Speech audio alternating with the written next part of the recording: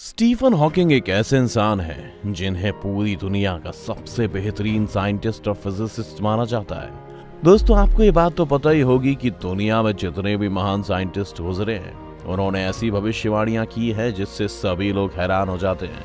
और Stephen Hawking तो वो इंसान है जिन्होंने द बिग बैंग थ्योरी में काफी कंट्रीब्यूशन दिया है और बताया कि आखिर कैसे इस ब्रह्मांड यानी इस दुनिया का निर्माण हुआ और आखिर सबसे पहला वक्त कैसे शुरू हुआ, यानी कि दुनिया में जीवन कैसे आया। स्टीफन हॉकिंग ने ही हमें ब्लैक होल के बारे में बताया था, ना सिर्फ बताया था बल्कि मैथमेटिकली प्रूव भी किया था।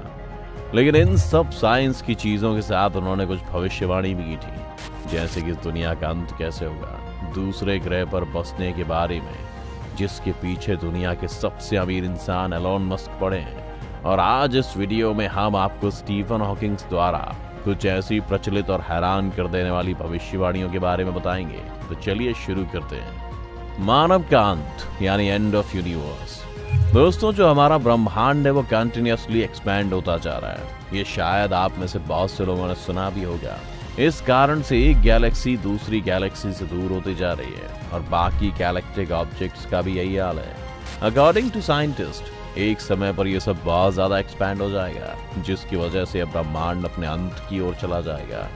स्टीफन हॉकिंग्स की माने तो इस दुर्भाग्यशाली अंत को देखने के लिए ह्यूमन सिविलाइजेशन जिंदा नहीं बचेगी, क्योंकि इंसान कुछ ही सैकड़ों सालों के मेहमान है इस दुनिया में। इस अंत के उन्होंने 3 वैलिड रीजन बताए जो कि अपनी जगह पर ठीक है।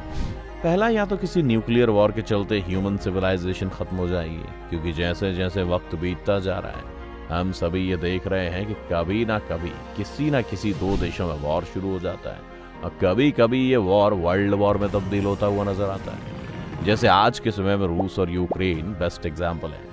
लेकिन हमारी अभी तक किस्मत अच्छी है कि ये वॉर रुक जाता है, लेकिन आखिर कब तक? ये बात तो हम सभी अच्छे से जानते हैं कि आज के समय लगभग हर देश के पास न्यूक्लियर वेपन है। और अगर फ्यूचर में कभी वर्ल्ड वॉर हुआ तो उस जंग में सिर्फ गोले बारूद का ही नहीं बल्कि न्यूक्लियर वेपन का भी इस्तेमाल किया जाएगा।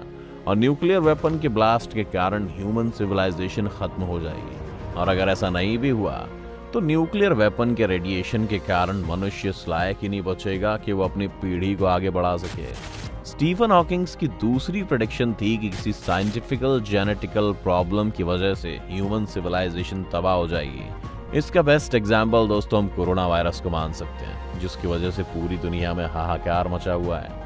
और क्या पता फ्यूचर में कोई और खतरनाक वायरस आ जाए जो बहुत जल्दी लोगों पर अटैक करे, तब भी ह्यूमन सिविलाइजेशन का अंत खतरे में है। इंसानों के खात्मे के लिए उनकी तीसरी प्रेडिक्शन थी कि एआई यानी artificial intelligence.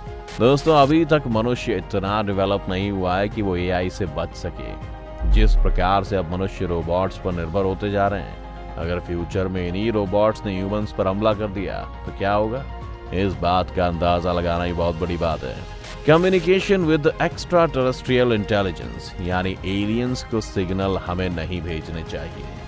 Scientist continuously space में सिग्नल भेजते रहते हैं, जिसका काम हमने सेटी यानी search for extra terrestrial intelligence को दे रखा है, इस उम्मीद में कि अगर हमारी दुनिया के अलावा स्पेस में कोई और इंटेलिजेंट सिविलाइजेशन मौजूद है और वो अगर हमारे सिग्नल को कैच करते हैं तो उन्हें भी मालूम होगा कि पृथ्वी नाम की एक ऐसी जगह है जहां पर भी लाइफ एग्जिस्टेंस है। लेकिन आश्चर्यजनक बात यह है कि सदी के सबसे महान साइंटिस्ट हॉकिंग ने सबसे पहले सेटी को मना किया था स्पेस में सिग्नल भेजने के लिए।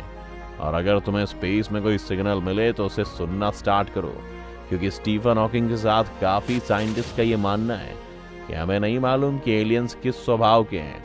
अगर उन एलियंस को हिंसा वायलेंस पसंद हुआ तो वो पृथ्वी को बड़े मजे से तबाह करेंगे। और क्या पता वो हमसे ज्यादा इंटेलिजेंट हो और हम पर कब्जा करके हमें अपना गुलाम बना लें। इसलिए सेटी को सिग्नल भेजना बंद करना होगा, नहीं तो अगर ऐसा हुआ तो ये बात तो वो हो जाएगी कि हम अपनी मौत को खुद ही आमंत्रित करेंगे कि आओ हमें मारो। आपके हिसाब से दोस्तों स्टीफन हॉकिंग का ये डर जायज है या नहीं? हमें नीचे कमेंट्स में जरूर बताएं। Genetic editing.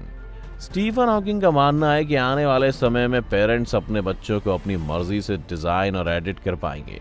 स्टीफन हॉकिंग द्वारा यह बताया गया है कि जेनेटिक एडिटिंग टेक्निक एक सुपर ह्यूमन प्रजाति को जन्म देगी, यानी कि अमीर लोग पैसों की मदद से अपने बच्चों में किसी खास प्रकार के गुणों को ऐड करवा पाएंगे और वहीं दूसरी तरफ नॉर्मल लोग इसकी वजह से खत्म होते चले जाएंगे।